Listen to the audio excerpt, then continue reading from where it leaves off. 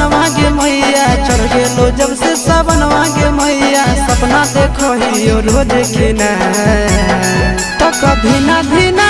मनबो नहीं जलवा चढ़ैले बिना तो कभी ना धीना मनबो नहीं जलवा चढ़ैले बिना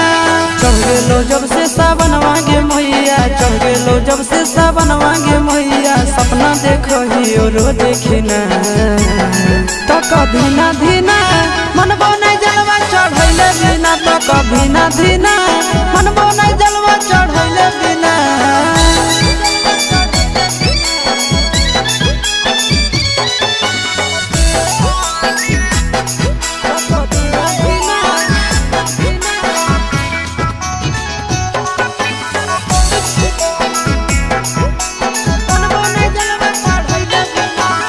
भोला जी के कृपा से पुतहियो मिलता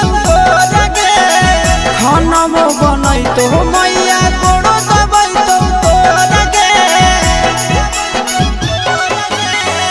भोला जी के कृपा से पुतहियो मिलता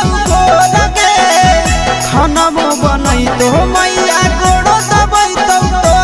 गे बैठ के डोलई तो बेना गे मैया बैठ के डोलई तो बेना गे मैया आबे नहीं देतो तोरा पसीना तो कभी ना धीना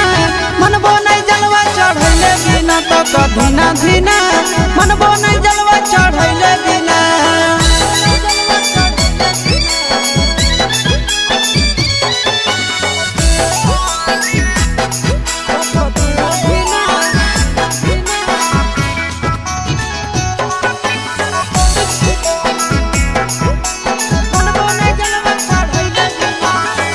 सूरज यश सब कैले है पूरा तैयारी गे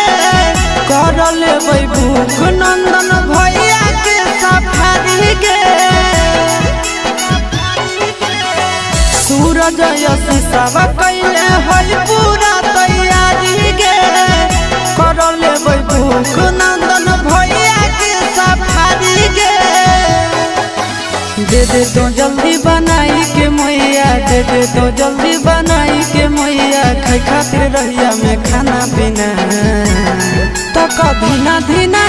मनबो नहीं जलवा चढ़ैले बिना तो कभी ना धीना मनबो नहीं जलवा चढ़ैले